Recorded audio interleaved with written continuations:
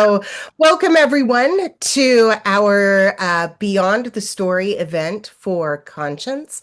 My name is Claire Ann Despain. I'm the Executive Artistic Director of Power Stories, and we are so thrilled to be hosting this event and to be hosting Dr. Ellen Shrecker, who, if you Google McCarthyism, her name is going to come up because she is the leading historian in the United States on the subject of McCarthyism.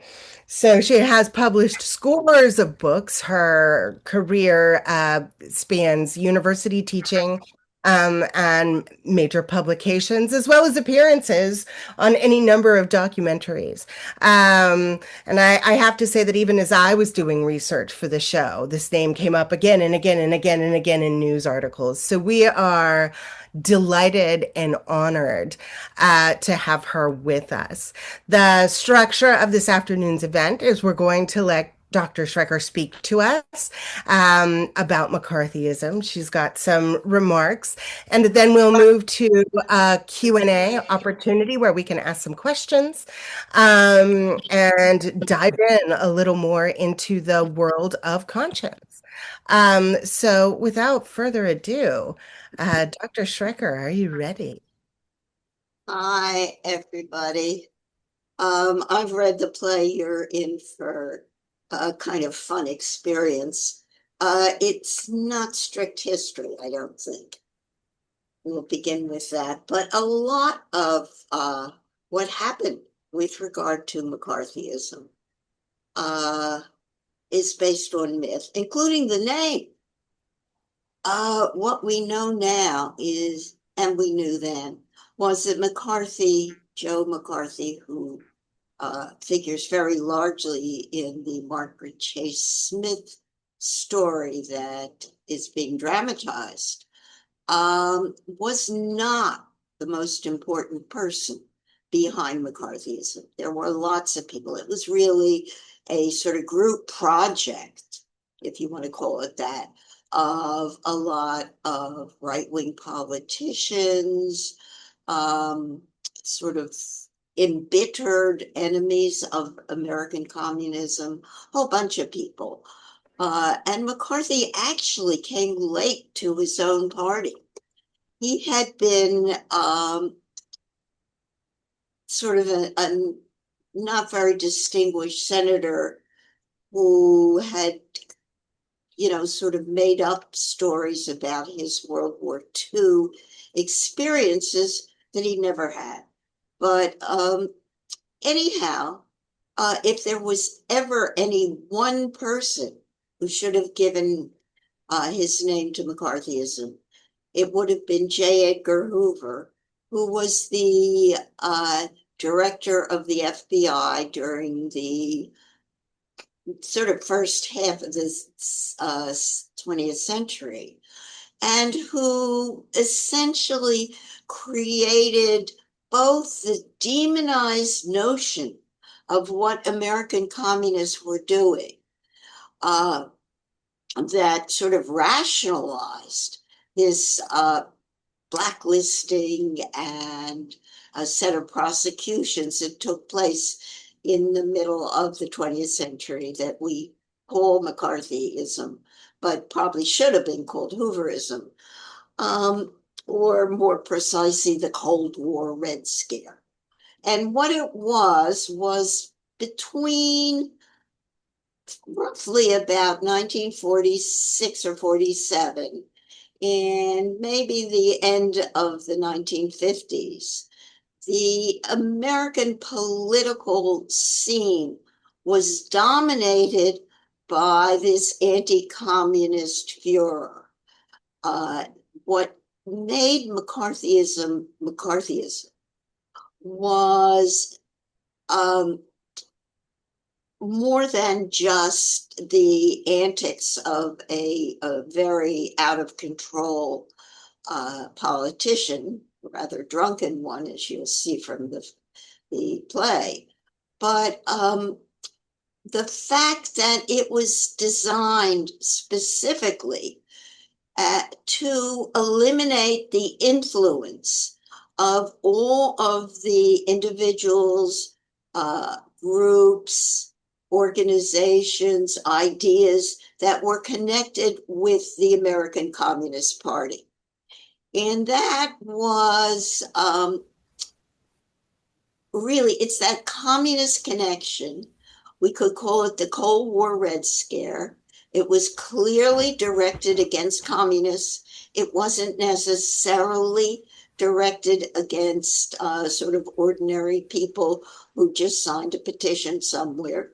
But over time, it expanded. The definition of who was a communist expanded from just somebody who belonged to the Communist Party. And in order to understand how McCarthyism or this anti-communist Red Scare operated, you have to have some sense for what the Communist Party was. Um, yes, it was on the left. Yes, it had a connection to the Soviet Union. Uh, the people who founded the Communist Party had been active against World War I. They were on the left, active in labor unions, groups like that. There were lots of splinters and splits in this party, but mainly as it developed over the early 20th century, from it was founded in 1919 after the war and World War One. It became, there were lots of other little parties too, but it became the most dynamic group on the left, on the American left, in the 1930s and 40s. And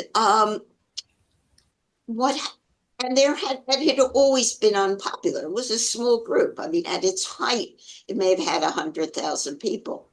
And they did have a connection to the Soviet Union.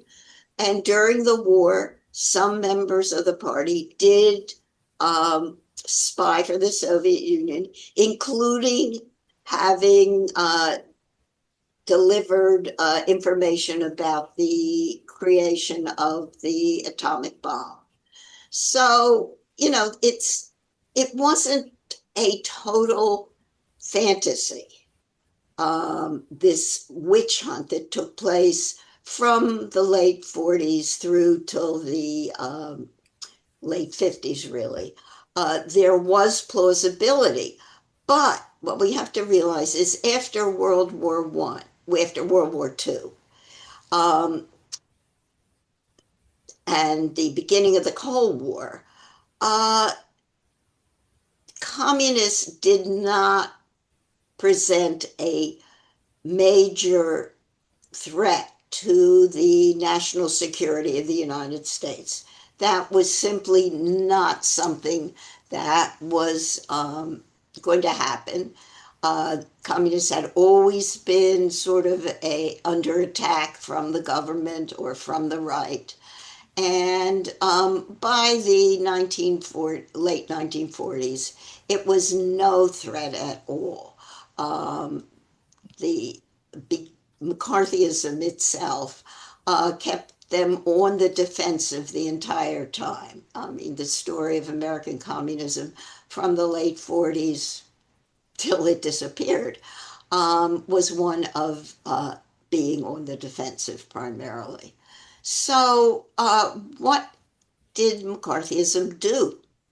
McCarthy himself just appeared on the stage of history with a speech he gave to a Republican women's club in Wheeling, West Virginia in 1950.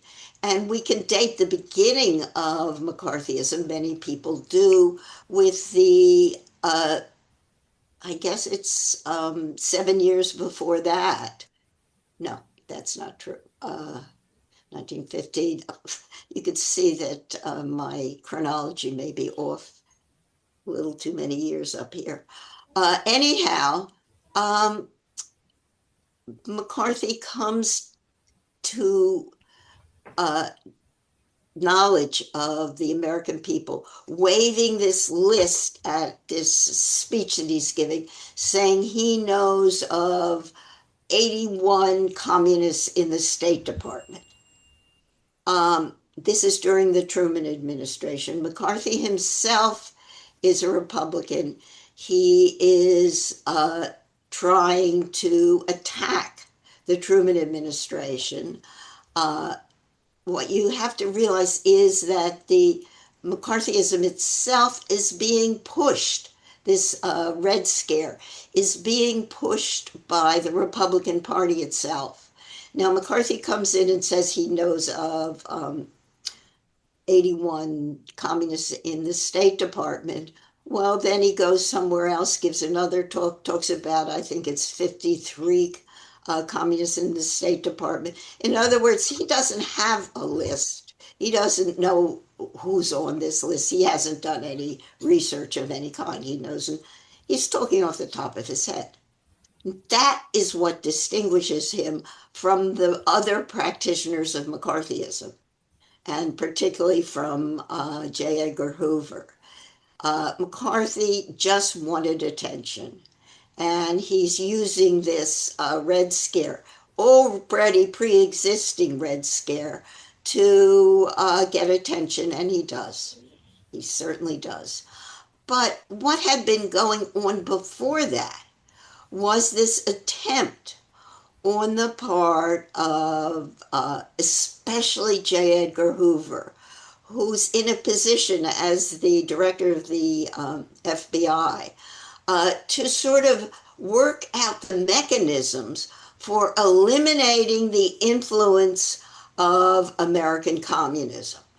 That's his goal. And he will do it any way he can. He feeds names to congressional investigating committees. He makes secret documents that he gives to, like, uh, school school board presidents or presidents of colleges, naming names, things like that. This is a massive campaign, and McCarthy is only its most sort of flamboyant figure. Now, how did McCarthyism work? We know what it wanted to do was to get rid of, quote unquote, the communist menace, okay? And what the way that campaign operated was through a two-stage procedure in which first the supposed communists, although many of the people who were targeted here were not exactly ordinary liberals. I mean, part of this myth of about McCarthyism, besides the one that he was central to it, um, is the myth that it attacked innocent, quote unquote, innocent liberals. It didn't. The most of the people who were called up before committees, lost their jobs, were fired from the federal government or whatever, had once been in or near the Communist Party. Um, and what got them into trouble was the fact that they were not going to go along with these uh, accusations that they were a danger to the United States.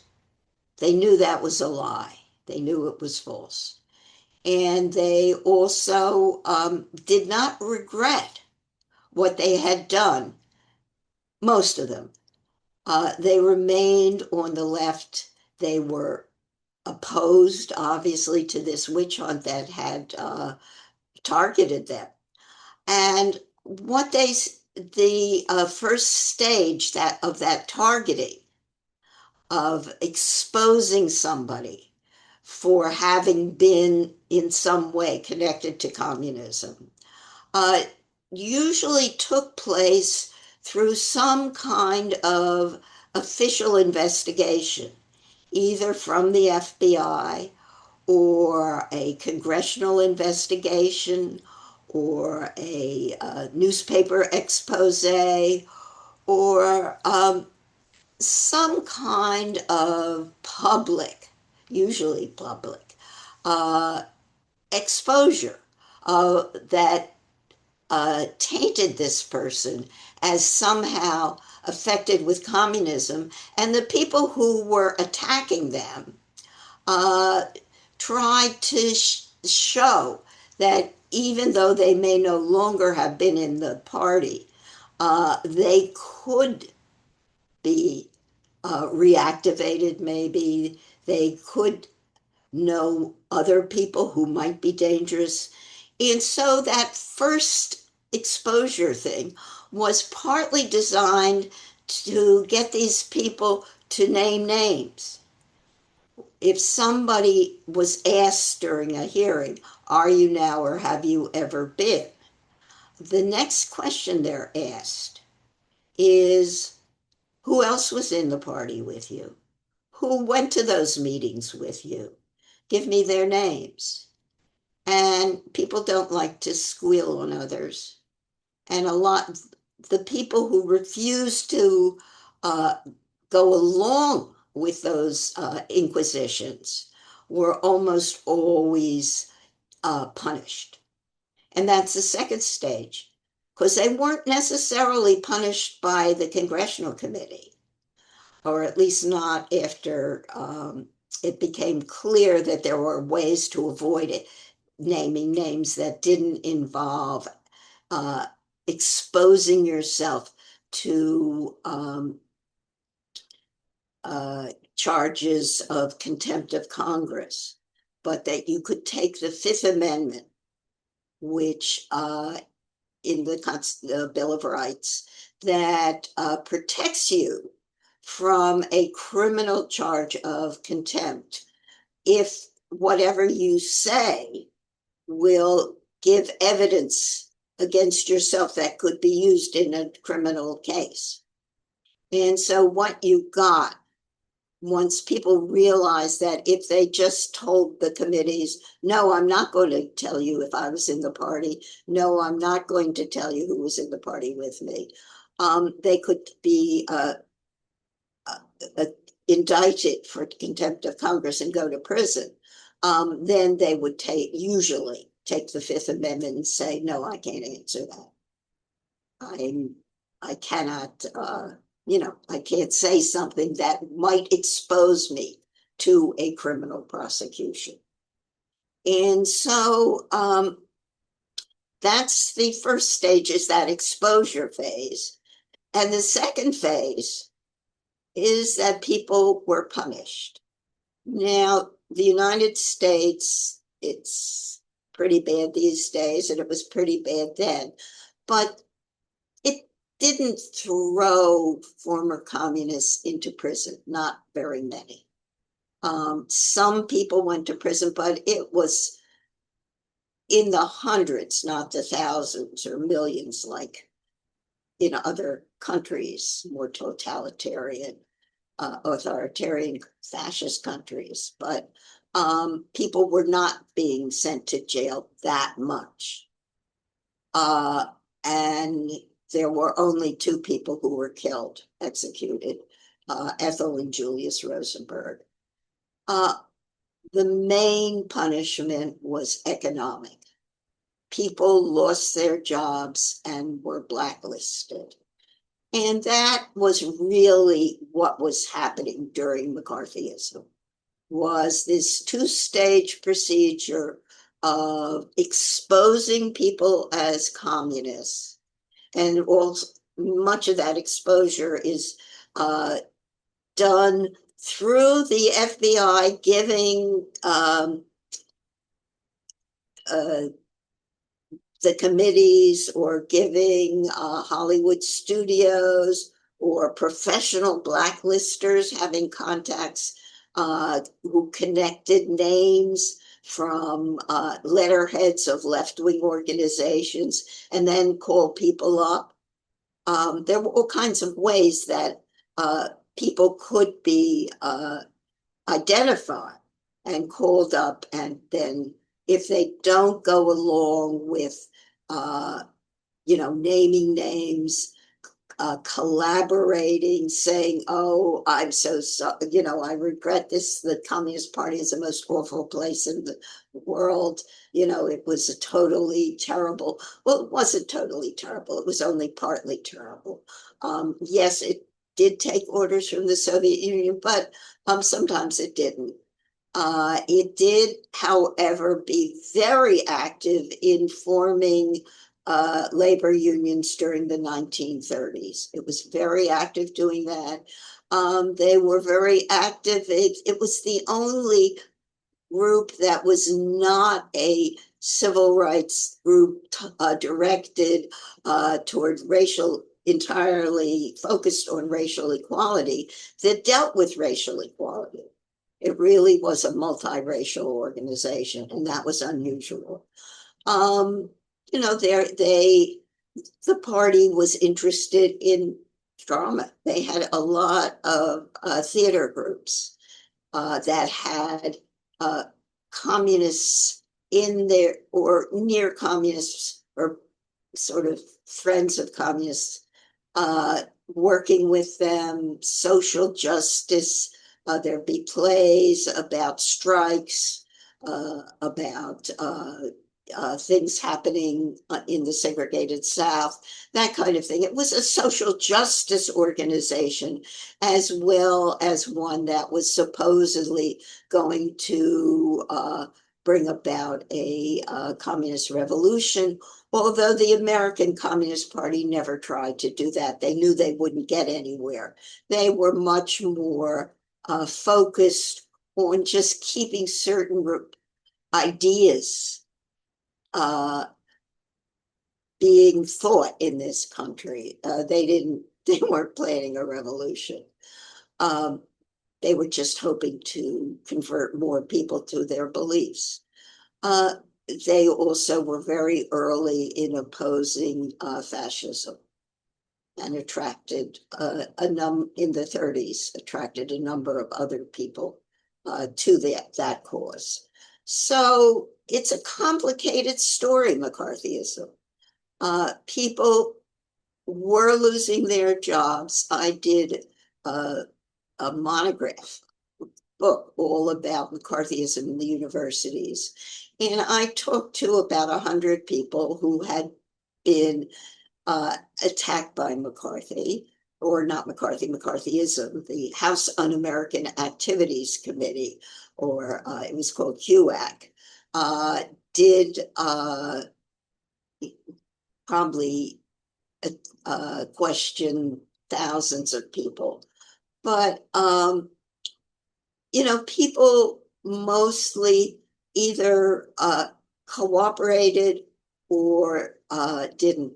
But what made McCarthyism so powerful was that second stage, that collaboration with the witch hunt, with the identification of politically tainted individuals by public and private employers, by hospitals, by universities, by publishing houses, by major corporations, by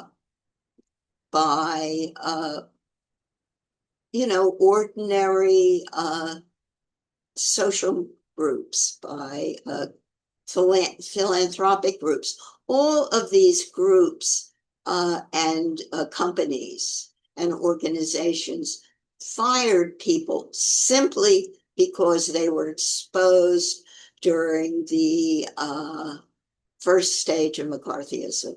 And that collaboration made it increasingly hard for people to stand up against McCarthyism. And in the play that you're going to see, what you see is this very brave senator, Margaret Chase Smith, criticizing McCarthy for being crude and picking on people and just being a total lout in a place that supposedly obeys laws. And she's not being supported by her colleagues who know just as well as she does that he is a total lout. And they don't do anything. They don't stand up against him. And it's that cowardice, it's that willingness to go along with the uh, punishment of people who really had not committed a crime, were no danger to the government, were no, were most of them no longer politically active anyhow. So, what we have to realize about this kind of political repression, and I know I'm not supposed to talk about today, so I won't, but the thing that makes it so lethal is the complicity of other segments of American society, is the complicity of college presidents who can fire people who take the Fifth Amendment before a congressional investigating committee, and they just fire somebody for taking the Fifth, saying that disqualifies them from their jobs, or there's some kind of threat, or having somebody who took the Fifth will hurt their business. There are all kinds of excuses, bad public relations. But what that complicity legitimizes this witch hunt in which people who are not a danger, who are perfectly law-abiding individuals, are being punished for standing up against a witch hunt. Because after all, what is taking the Fifth during McCarthyism mean? It means you're saying, no, I'm not going to cooperate with this illegitimate form of political repression. I will not name names. I know that I'm going to be fired, but I will nonetheless do refuse to collaborate. But there weren't a lot of them.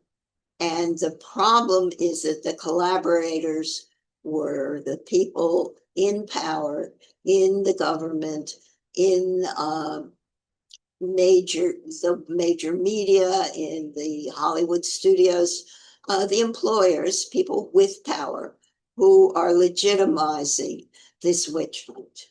And so I was told I could give you guys some time to ask more questions, which I would be glad to answer in any way, shape, or form. But the main thing that I did want to leave you with is one that there was always a little tinge of plausibility with regard to the people who were being attacked during McCarthyism. They were not just innocent liberals. They were people who had been involved with a very dynamic but somewhat tarnished political group. By the way, I forgot to mention that the Communist Party, because it was so unpopular, made its members remain secret, so that exposing them was a big piece of what all the sort of McCarthyists did, was expose people. So that's the way it worked. And what it did was really destroy a big portion of the American left. So that, for example, I'll give you one example. I teach, or I used to teach, a course on the Cold War. And one of the things I was teaching about was the Korean War of the 1950s. just broke out exactly when Senator McCarthy is going around making charges, in fact. Um, and it was a very unpopular war, just like the Vietnam War, just like the Iraq War, probably like today's war. It was very unpopular. Um, it just was. That was all the polls said it. It was not declared by Congress. Uh, President Truman just declared it on his own that it was a threat to the United States and we had to go to war. And nobody really protested at that time. Um, and so I'm asking my class, well, tell me about the anti-war movement during the 1950s against the Korean War.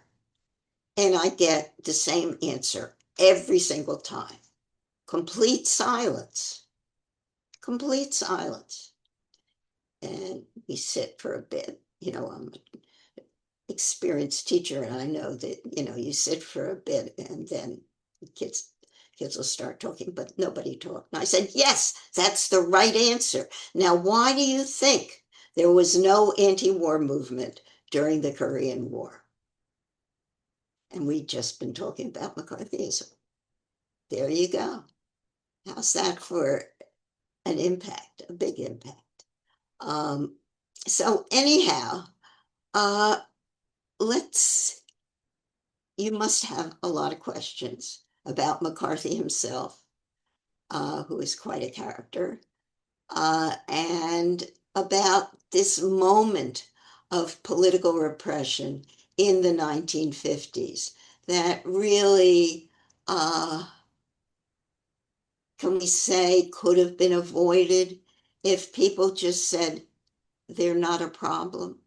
But Hoover and his allies had spent so much time demonizing American communists, saying, they're the pawns of Stalin, they're going to sink ships in the middle of New York Harbor, they're going to what else? All kinds of things. I mean, once they talked about the radio announcers, they're going to spew Russian propaganda over NBC News. Well, come on. Uh, you know, this kind of demonization of a political group, even if it was unpopular, even if it did a lot of stupid things. We have criminal laws. We can deal with crimes, but these weren't crimes. These were just unpopular politics. Well, Dr. Schechter, thank you so much for your wisdom and being here today. I'm just going to take it over because I've got so many questions. My name is Stephen Rood, and I'm actually playing Joe McCarthy in the production. I'm very excited to speak with you. I am so overwhelmed with questions, but I know we don't have a lot of time. So I want to ask you two very important questions that I think will help me understand this man in a more humanistic way. And as actors, it's always, I think, our job to find some sort of human thread, especially in these like characters that become villains, right? So my first question is, in the beginning of your talk today, you spoke a little bit about there were so many other politicians, especially Hoover, which, the more research I do, the more I realize that this was just a fear tactic, but clearly there was other politicians before Joseph McCarthy. So in your opinion, why was McCarthy the one that became the pop icon for this movement? Because he was so outrageous. Really, he just didn't play by anybody's rules. And he loved being controversial. He loved as much attention as he could get. Uh, and why? And he saw that he could help the Republican Party. He was egged on by the Republican Party, the sort of main senator, the most powerful senator in the Republican Party during this period was Robert Taft. And he would, I've seen a letter from him to McCarthy saying, well, if one accusation doesn't work, try another. Mm, Okay. This is the widely respected senator. I mean, Taft, was just Mr. Republican. mm, So there were a lot of other senators who were almost as outrageous. But McCarthy, he was drunk half the time, and maybe more, and just wanted that, and knew how to play the press. That was the other thing. He would time his attacks, for example, on somebody, oh, I've just found a new communist in the Pentagon. And he knew that the presses on the main evening papers would, the papers would go to press at, say, uh, 3 o'clock. So at 2 o'clock, he releases this bombshell, communists in the Pentagon. mm. So he knew how to play the press, and he knew that the press would eat this stuff up, and they did. I mean, that's part of the collaboration. If nobody had paid attention to McCarthy, if nobody had paid attention to the House Un-American Activities Committee grilling the Hollywood 10, if the Hollywood 10 studios didn't fire them, but just say, well, they're not communists now, or we don't think they're a threat to the country, and they're wonderful screenwriters, we want to keep them on our payrolls, it would have died down. But nobody did that. And my second question, I'm going to let everybody else talk. I'm just going to have one more question before I shut up. So you read the play. Clearly, this play is to highlight the heroine that Margaret Chase Smith was during this time, and what she sort of did in the shadow of all of these men who just refused to believe she had her voice was going to be any sort of value. My question about that relationship with McCarthy, because the play is really sort of driven towards what Margaret Chase Smith did for this movement. Is there anything in your expertise that you might be able to give a poor actor trying to portray Joe McCarthy in a realistic light? Anything that maybe wasn't in the play text that maybe might be good for me to know, as far as like the relationship with Margaret Chase Smith, or the relationship that he had with other senators? I mean, in the play, it says he was the least favored senator of all the senators before he decided to pick this as his topic. Like, could you give me any sort of insight as to who he was to the Senate and to Margaret Chase Smith before he decided And to become before that, and before that? he was like that. He had been a judge. And what did he do? This is in the 50s when divorce was considered really a little just not proper. He granted more divorces than anybody else. He would please the people. And he tried to find some kind of cause. He even defended, uh, well, he got involved with some kind of, what was it? It was a housing, not a scam, but something to do with a little bit iffy. Uh, and also pushing the interests, I remember, of, I think it was sugar producers. Mm, And they called him, I think, the Pepsi Cola King or something like that. But anyhow, he was, not on the up and up. Anyhow, he joined the military. He didn't have to, but he wanted to go. He was in politics, and you had to serve in the armed forces if you were going to get ahead in politics in the period right after World War II. And he knew the main track was to do that. So he joined, I guess it was the Navy, and was shipped over to some Pacific islands, but he never saw combat.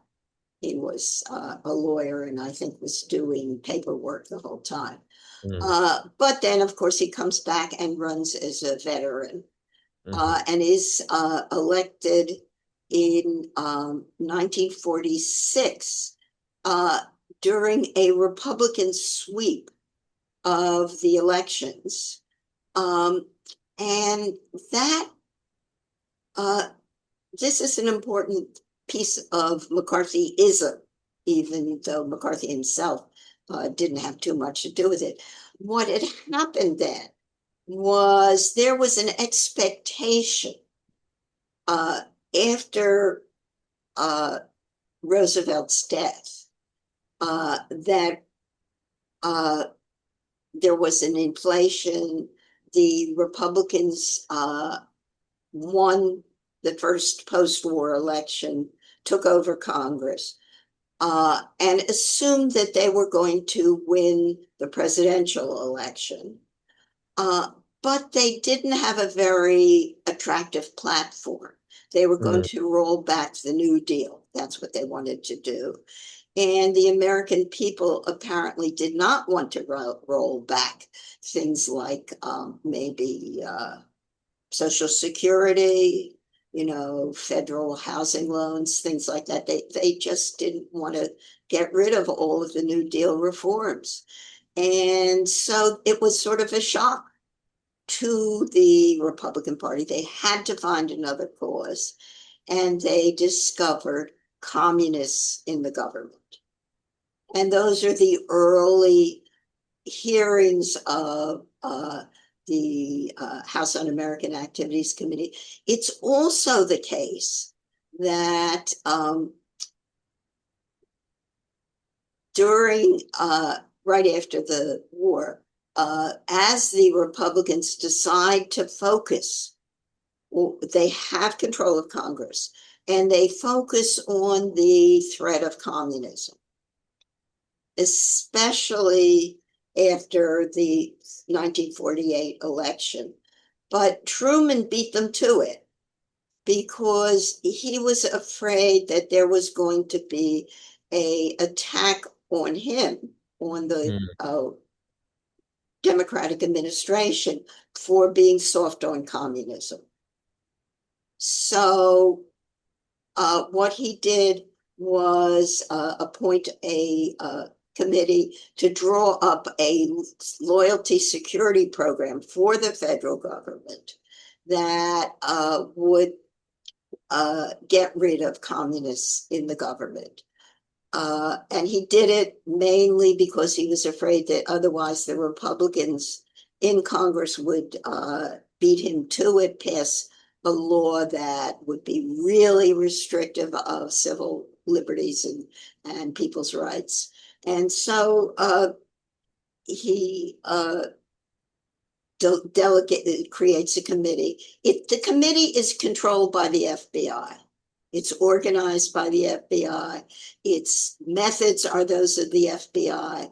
It's called and its report, it comes out, the program that it creates comes out in March 1947, which some of us could call the inauguration of McCarthyism officially.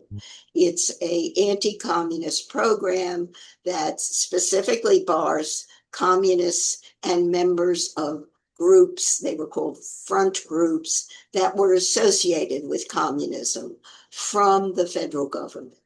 And that really kind of begins the anti-communist Red Scare right then and there. Began under Democrats with a lot of help from Republicans. And so after 1948, the Republicans are doing anything they can to try to find an issue that since they lost the election in 48, that would appeal to the voters. And they picked up on, quote unquote, communist-owned government, on the notion that Truman and Roosevelt before him had let communists into the government, and that communists had sold out American interests. And McCarthy himself focuses on this, especially because what happens in 1948, the communist revolution in China takes over the most populous country in the world. And it's done by Chinese. And of course, the Republicans have a field day. Who lost China? Oh my gosh. So what you can see is, I mean, the point I sort of want to make is that there are many, many different forces with many, many different agendas that are creating this broader anti-communist movement within the United States. Thank you so much. Dr. Schrecker, how many actual members of the Communist Party were in the U.S. government at that time? Do you know? No. Okay. Do I know how many people were questioned? Yeah, a lot of people were questioned. Yeah. Several thousand, like 16,000 people or something. People I interviewed, and I interviewed a lot of ex-communists and communists for my work. Most of them left the federal government even before the Truman loyalty oath. They could see the handwriting on the wall. They could see that, and they could feel that the government was shifting to the right, and that the Cold War was beginning. And so many of them just left the government anyhow. But I mean, the government demobilized. There were a lot of war agencies that had been created specifically for the war and then are shut down. So, it was not a threat, communism, the government, after 1945, after the end of the war. Mm-hmm. Yeah, that's really what I was curious about was this, the idea of communism, or the people who were actually dedicated to the idea of communism. It felt to me in the way that when we work, in the show and stuff, there really weren't that many. It just was this very convenient thing to latch on to get your publicity. I mean, my gosh, especially because they're being demonized as these little robots who will do anything Stalin tells them, and are going to undermine American security. Well, a lot of people may have been in the party, but I know lots of people who were kind of asked to do things that were a little risky, and they just said no.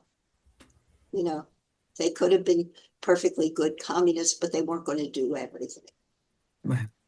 In your introduction, you didn't mention Roy Cohn or the Lavender Scare, and how did any of that fuel what was happening? Did it make them? Oh, you can't hear me? What about Roy Cohn? Oh, I didn't hear you mention him. Wait a minute. Let me just turn off my fan so I can hear better. I didn't hear you mention him. So you're giving me this introduction, and I'm trying to figure out how did that Lavender Scare and Roy Cohn run parallel to the communist? You're talking, I mean, how did that fuel the evilness of McCarthy?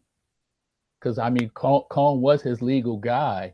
All right. So there had to be some connection that made them as evil, because that's evil. They're just evil.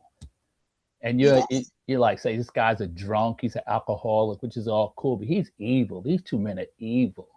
Yeah. And I didn't hear that coming through when you were doing your introduction, how evil.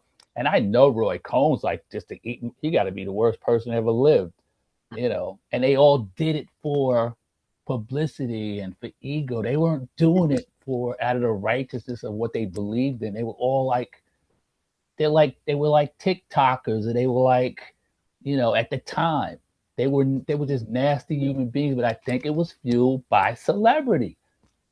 But I'm sure they were nasty human beings, disgusting human beings. And then how much did the Lavender Scare, like, oh, now we're not only going after the commies, but now we could like hunt out gay people and lesbians, and like, it seems like there's a great parallel.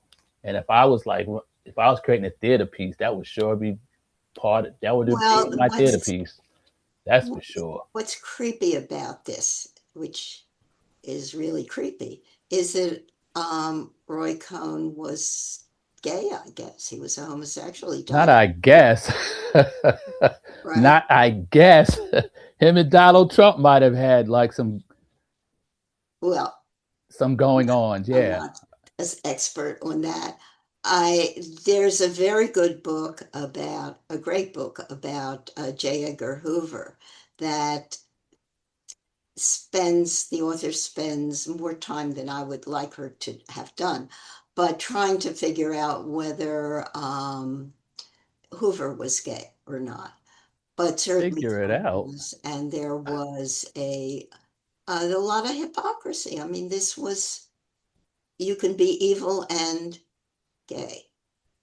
What can we say? Well, and you can't, how much better to hide what you may be afraid to be persecuted about By than by being evil. You're casting it on right. someone You're else, right. By being evil. That's evil. which is what I think so many, that's what we see in the McCarthyism to me when we're talking about the McCarthy era is this the wonderful parallels when you want to, if you want to go into something like the Crucible, the Miller play, that now you had this vehicle with which to persecute people that maybe you just didn't like because you could use this finger of communism against them, which is it repeats itself in our history over and over and over again. Does this come up in the play? It does. Yeah.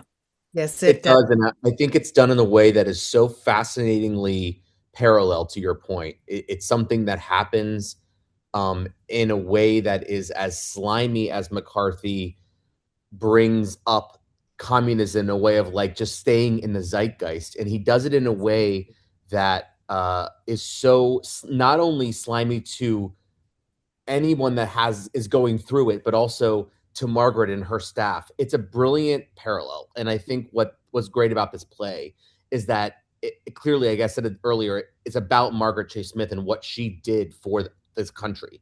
But it's also about how McCarthy is really kind of an archetype of any sort of senator who's just trying to get their claws into something that has some sort of media meat to Yeah, keep them valid. yeah. Or Exactly. anyone who has somehow landed in the public eye for any length of time, and the drive to stay in the public eye Yeah. when you So have a what's tool like that in interesting you. about McCarthy seems to have been the fact that toward the end of his life, he became something of a true believer. There were true believers. There were people who were, true.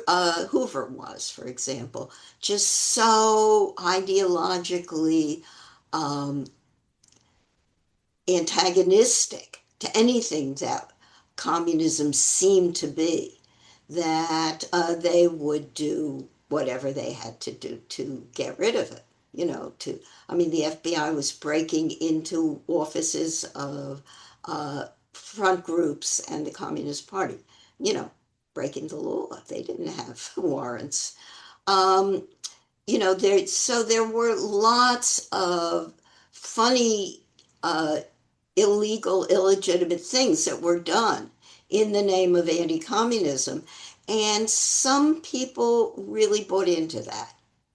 And there was this sort of um, coterie of true believers who helped each other, uh, sort of went through lists of prospective actors in movie studios to see if they vetted them. They were actually working for the movie studios, vetting them to see who they would employ and who couldn't be employed. They actually called themselves, by the way, Red Baiters Incorporated. I mean, that was a internal joke. They didn't put that on their letterhead, but they knew perfectly well what they were doing. And many of them really believed in it. They thought that somehow these leftists were some kind of danger. They were just really far on the right. But is this steeped in their belief as in America? I mean, what America is it really like the red beaters? Is it steeped in their belief of what America represented at the time? They really believe in America. Did you They really thought believe they in did. America? They thought of themselves as patriots. That's so They're you actually know dealing with that for certain. what? I've seen You theirs. were there, so you were Yeah, there. I've So seen like them. this is really interesting. But it's like you telling me they really thought that they were. You believe that? You believe they really thought they were Uh, patriots? Reg, if I could, Reg, we have asked Dr. Schrecker here for her expertise. Oh, I'm sorry. Oh no, Right. I'm not attacking. I was just And asking. I want to know. I just want to No, know. it's really something I've always wanted to know. I'm I much want to know. interested in the Is right that than the Debbie left. talking? But Was that Debbie talking? Who was just anyhow, saying? this is Dr. Claire Ann Despain talking. Oh, okay, all right. I just wanted to know. I Yeah. didn't know it was like I didn't know no, we were I like think doing that's censorship here. actually, I just wanted to know. yeah, I think it's a good question. And I think, I mean, what seems to have been the case was that McCarthy sort of got adopted by this group of ideologues. Those are the people he saw day in and day out. He'd go, take vacations with Hoover. This is his peer group. And they would say, "Keep it up, Joe. Aren't Mm, you doing great?" So he kinds of, toward the end of his life, uh, apparently believes it. In the beginning, it's pretty clear that he's just being opportunistic. mm. But, it paid off. And so that he's getting positive reinforcement. He's getting the attention he was looking for. So apparently he really, toward the end of his life, he did begin to really believe that he was doing a service. I believe people that wear red hats to say "Make America Great Again" believe it too, and I think that's what's so parallel, and I think that's what's so fascinating, and I think I think playing. you're right. But I think you're exactly right, Doctor, that they grow into this Yeah, phallus. They grow into this fantasy.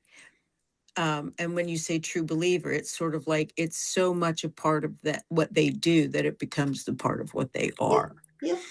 I mean, what's interesting is that this image of communists as, robots of Stalin, Hmm. um, who were going to overthrow the American government unless the communists got cleaned out of it, uh, were fed this line through the mainstream media, through, radio, which was the big thing in those days, not television, through the newspapers, through the press, through academic circles. I mean, I grew up assuming that communists were horrible. How did I know? Uh, and I didn't. It turns out that my sixth grade teacher had been a communist, and I loved him and then he got fired. This kind of thing happened. But it was that atmosphere of the United States threatened by a sort of vicious Soviet Union, which did indeed be vicious in many ways, more to its own people, um, that was going to endanger the American way of life, was very widespread. And people believed in it. And people, looking at how the academic community responded, um, people believe that maybe, uh, people who had been communists might indoctrinate their students, or they might be writing books that would somehow parrot a communist line that would be dangerous. Or, I mean, there were all kinds of ways in which people complied. And it's this complicity in the rest of society that made McCarthyism so effective. And we're seeing that today, but we're also seeing something that surprises me because there hadn't been much opposition to McCarthyism except from its victims. But today there is more opposition than had been before. You know, the people of Minneapolis just kicked ICE out of their city. And what I think we're seeing is, let us hope, something that's going to have an end rather than something that's going to get worse. Thank you. Thank you.